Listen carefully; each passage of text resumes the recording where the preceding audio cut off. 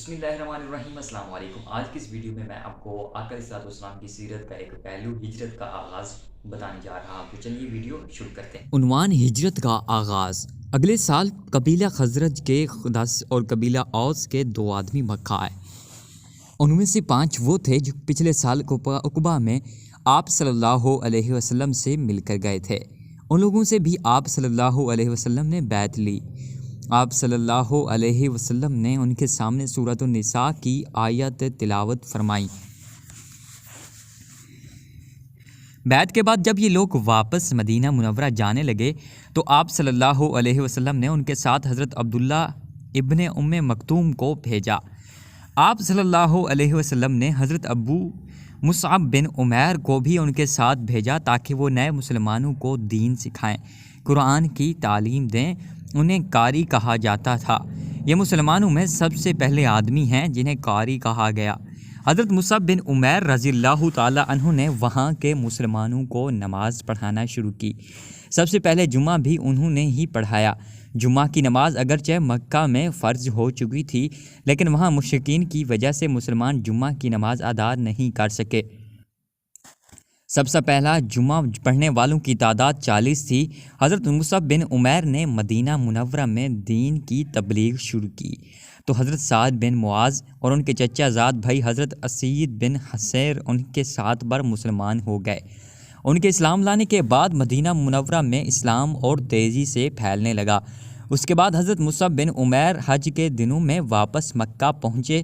مدینہ منورہ میں اسلام کی کامیابیوں کی خبر سن کر آپ صلی اللہ علیہ وسلم بہت خوش ہوئے۔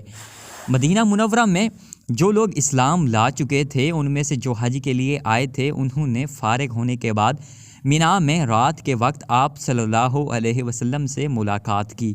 جگہ اور وقت پہلے ہی طے کر لیا گیا تھا ان لوگوں کے ساتھ، چونکہ مدینہ سے مشرک لوگ بھی آئے ہوئے تھے اور ان سے اس ملاقات کو پوشیدہ رکھنا تھا، اس لیے یہ ملاقات رات کے وقت ہوئی۔ یہ حضرات کل 73 مرد اور 2 عورتیں تھیں۔ ملاقات کی جگہ عقبہ کی گھاٹی تھی، وہاں ایک ایک 2 کر کے جمع ہو گئے۔ اس مجمع میں 11 آدمی قبیلہ اوس کے تھے۔ پھر آپ صلی اللہ علیہ وسلم تشریف لائے۔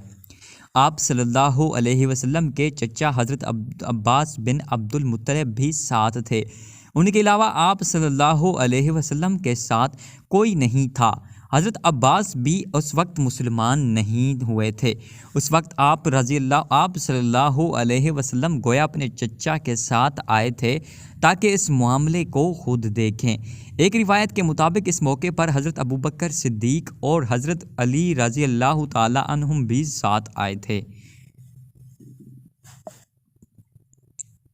سب سے پہلے حضرت عباس رضی اللہ تعالی عنہ نے ان کے سامنے تقریر کی۔ انہوں نے کہا، تم لوگ جو عہد و پیمان یعنی کہ رسول اللہ صلی اللہ علیہ وسلم سے کرو اس کی ہر حال میں اس کو پورا کرو۔ آپ کی حفاظت فرمائے۔ انہوں نے براہ بن حفاظت کرو۔ حضرت براہ بن معرور نے کہا، ہم ہر حال میں آپ صلی اللہ علیہ وسلم کا ساتھ دیں گے، آپ صلی اللہ علیہ وسلم کی حفاظت کریں گے۔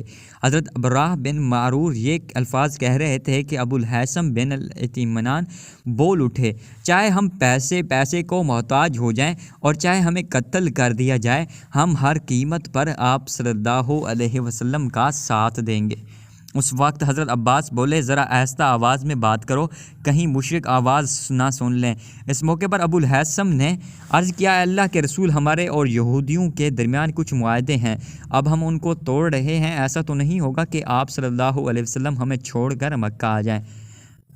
یہ سن کر آپ صلی اللہ علیہ وسلم مسکرائے اور فرمایا، نہیں، بلکہ میرا خون اور تمہارا خون ایک ہے۔